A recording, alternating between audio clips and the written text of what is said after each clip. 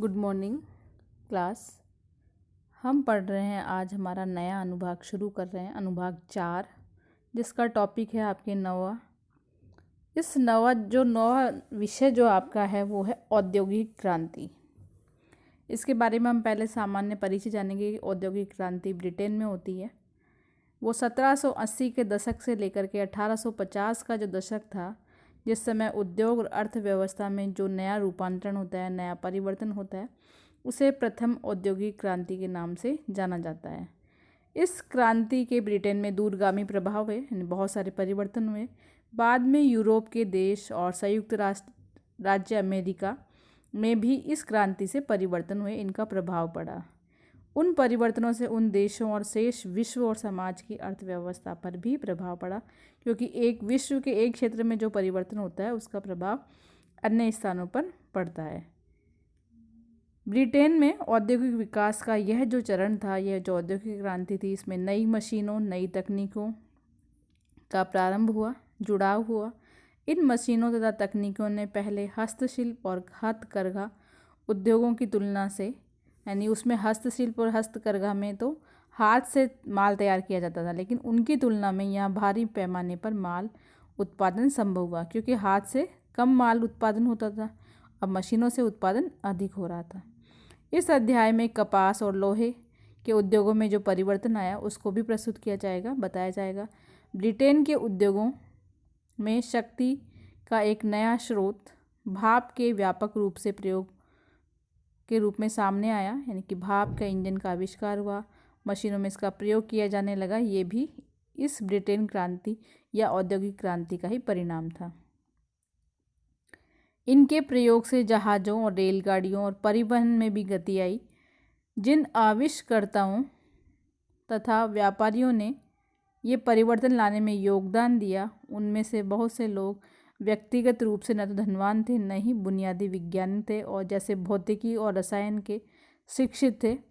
जैसा कि उनमें से कुछ वैज्ञानिकों की पृष्ठभूमि पर हम नज़र डालेंगे तो हमें पता चलेगा कि ये सामान्य व्यक्ति थे, थोड़ी बहुत जानकारी थी इनको विज्ञान की, और इन्होंने नए नए आविष्कार किए। आगे चलकर औद्योगिकरण के वजह से कुछ लोग समृद्ध हो गए। प्रारंभिक दौर में लाखों लोगों के काम करने तथा खराब एवं बदतर रहन सहन की परिस्थितियों से जोड़ा जाता है। इनमें से स्त्रियों और बच्चे भी शामिल थे। इससे कुछ विरोध उत्पन्न होता है। फलस्वरूप सरकार को अनेक प्रकार की परिस्थितियों पर नियंत्रण करना पड़ता है, अनेक कानून भी बनाने पड़ते हैं। औद्योगिक क्रांति जो शब्द है, इसका जो प्रयोग है वो यूरोपीय विद्वानों जैसे फ्रांस और जॉर्जिस मिशेल और जर्मनी के फ्राइडरिक एंजल के द्वारा किया गया। अंग्रेजी में इस शब्द का प्रयोग सर्वप्रथम दार्शनिक और अर्थशास्त्री आर्नोल्ड टाइनबी के द्वारा किया गया। सबसे पहला जो प्रयोग था शब्द का, उन परिवर्तनों का वर्णन करने के लिए किया गया जो कि ब्रिटेन में औद्योगिक विकास में सहायक थे, जो 1760 से लेकर के 1820 के बीच में हुए।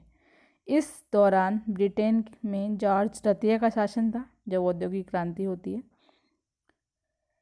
जिसके बारे में टॉयनबी ने ऑक्सफोर्ड विश्वविद्यालय में व्याख्यान दिया, और उस व्याख्यान में असामयिक मृत्यु के बाद उसका जो लेख था वो एक पुस्तक के रूप में प्रकाशित हुआ, जिसका नाम था lectures on the industrial revolution in England, popular addresses, notes and other fragments.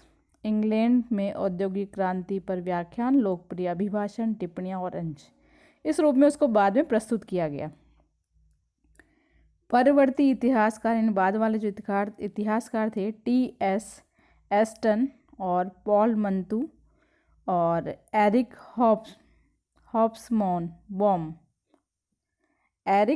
Hobsbawm, इन्होंने भी टॉयनबी के विचारों से सहमत थे ये भी, और इन्होंने भी बताया कि वास्तव में उस दौरान औद्योगिक क्रांति का विकास हुआ, उद्योगों में परिवर्तन हुआ। 1780 के दशक से 1820 के दौरान कपास और लोहे के जो उद्योग थे, कोयला खनन, सड़क, नहर निर्माण, विदेशी व्यापार, इनमें अत्यधिक प्रगति हुई। आर्थिक एस्टन ने तो औद्योगिक क्रांति के लिए उत्सव भी मनाया, जब इंग्लैंड में छोटी छोटी मशीनें, कल पुर्जों की बाढ़ की तरह बह रही थी, यानी कि उसका विकास हो रहा था। तो उस समय उसको उत्सव मनाने की बात भी उसने बताई। अब बात करें कि ब्रिटेन में ही क्यों औद्योगिक क्रांति। ब्रिटेन एक पहला देश था जिसमें सर्वप्रथम आधुनिक औद्योगिकरण का अनुभव किया। सबसे पहले यहीं पर प्रारंभ हुआ औद्योगिक क्रांति का विकास। यह 17वीं शताब्दी से राजनीतिक दृष्टि से सुदृढ़ और संतुलित रहा था। कारण क्या था कि यहाँ जो ब्रिटेन जो साम्राज्य था, राज्य था, वो राजनीतिक दृष्टि से संतुलित था। इसके 3 हिस्से थे, इंग्लैंड, वेल्स और स्कॉटलैंड। ये तीनों ही एक ही राजतंत्र यानी एक ही सम्राट के छत्र के शासन थे, यानी ये तीनों राज्य एक ही व्यक्ति के द्वारा चलाए जाते थे। इसका यह अर्थ भी था कि संपूर्ण राज्य में एक ही कानून व्यवस्था थी, एक ही मुद्रा प्रणाली थी और एक ही बाजार व्यवस्था थी। इस बाजार व्यवस्था में स्थानीय प्राधिकरणों का कोई हस्तक्षेप नहीं था। यानी कि हम ये कहें कि एक तरह से पूरा जो नियंत्रण था वो शासन सत्ता के द्वारा था और ये अपने इलाके में गुजरने वाले माल पर कोई कर भी नहीं लगा सकते थे, क्योंकि माल वहीं से बन रहा था। तो ये टैक्स न लगने के कारण इनको और अधिक फ़ायदा हो रहा था, जिससे उसकी कीमत भी बढ़ जाती थी अगर टैक्स लगाया जाता था, लेकिन ऐसा नहीं था। 17वीं शताब्दी के अंत तक आते आते मुद्रा का प्रयोग यानी मुद्रा का चलन प्रारंभ हो गया और विनिमय आदान प्रदान किया जाने लगा, जिससे इसका व्यापक रूप से प्रयोग होने लगा मुद्रा का।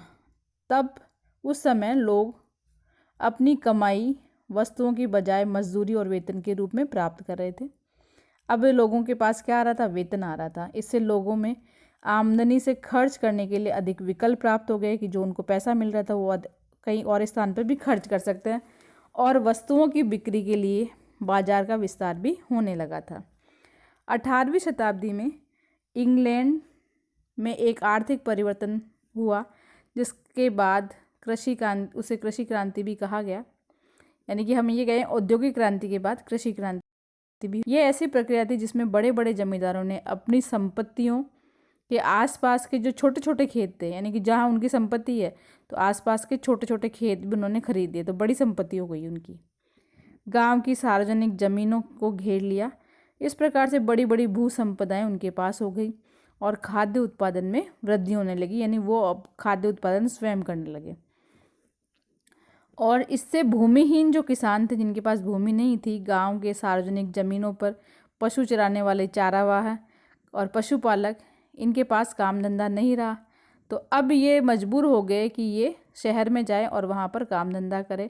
और शहर में उस समय औद्योगिकीकरण का विस्तार हो चुका था, तो वहाँ लोगों को काम करने की आवश्यकता भी हो रही थी। तो इस प्रकार से ब्रिटेन में प्रारंभ हुई औद्योगिक क्रांति।